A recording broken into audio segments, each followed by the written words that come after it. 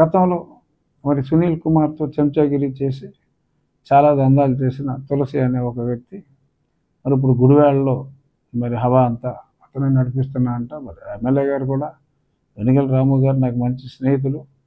ఇటువంటి professional gangsters are collection ఏజెంట్స్ని మరి పక్కన పెట్టుకుంటే మరి ఆయనకి మంచిదేమో. నేను మంచి మిత్రుడు కాబట్టి నేను కలిసినప్పుడు చెప్తాను ఇటువంటి గ్యాంగ్ను ఉంచొద్దని. నాకు ఎప్పుడో నేను గతంలో చాలాసార్లు చెప్పా, ఒక బరువైన వ్యక్తి టపాల్మని నా చెస్ట్ మీద పడ్డాడు, అప్పుడు మంచం కోళ్ళు ఇరిగిపోయినాయి అని. ఎస్, ఆ ప్రెషర్కి టపా మనకు కావాలని అప్పటికి 4 నెలల కొద్ది రోజులు అయింది నాకు బైపాస్ సర్జరీ చేసి. మరి వాళ్ళ ఉద్దేశం అలా టక్కమని 110 కిలోలు బరువు అంటాడు ఆ తులసి అన్నాడు.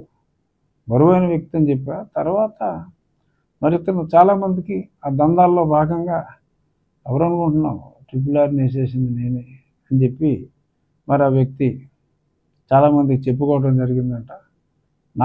మాకే చెప్పారండి, ఇంకా మీకు తెలుసుంది అనుకున్నాం రాజుగారు అని చెప్పి గుడివాడియన్స్ నాకు చాలామంది ఫోన్ చేసి చెప్పడం కూడా జరిగింది.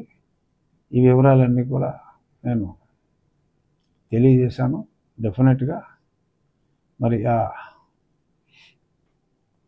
తులసి అన్న వ్యక్తిని కూడా అతను ఏదో మేనేజ్ చేసేయచ్చని అనుకుంటున్నట్టుగా కూడా తెలిసింది. పార్టీ ఆఫీస్లో చెప్తాను అది ఇదని. కుదరదమ్మా తులసి, కుదరదు. అన్నీ అందరికీ చెప్పేసిన తర్వాత nobody will be able to help you, Mr. Tulasi.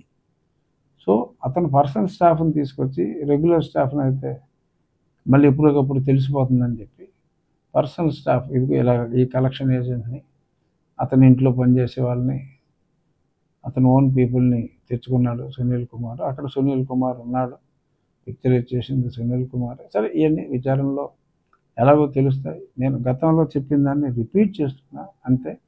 Almost ఒక 70-80% there were confirmations by many people.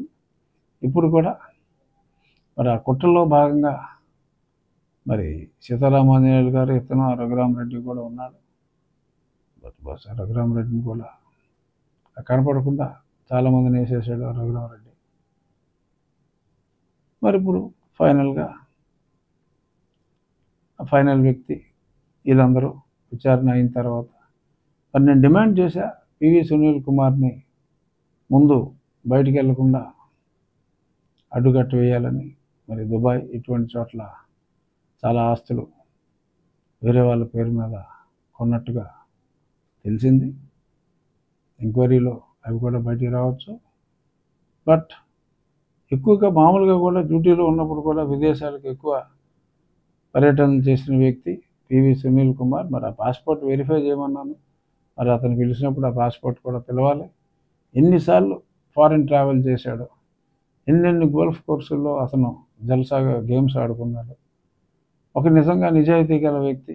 2 పిల్లల్ని అమెరికాలో చదివించి, అదే పెద్ద మెడిల్ స్టూడెంట్లు అంటే ఏం కాదు, అమెరికాలో చదివించి ఈయన ఉల్లాసంగా ఉత్సాహంగా అక్కడ గోల్ఫ్ ఆడటానికి ఇన్నిసార్లు వెళ్ళాడు అంటేనే మరి అతను ఎంత సంపాదించాడు.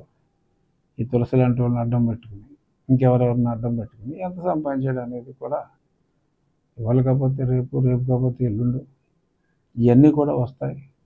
ఏదో నా వెనక ఏదో సైన్యం ఉన్నారని చెప్పి పొలిటికల్గా ఊరించి బెదిరించి అటువంటి వాటికి లొంగే వ్యక్తులు కూటమిలో ఎవరు లేరమ్మా ప్రస్తుతం.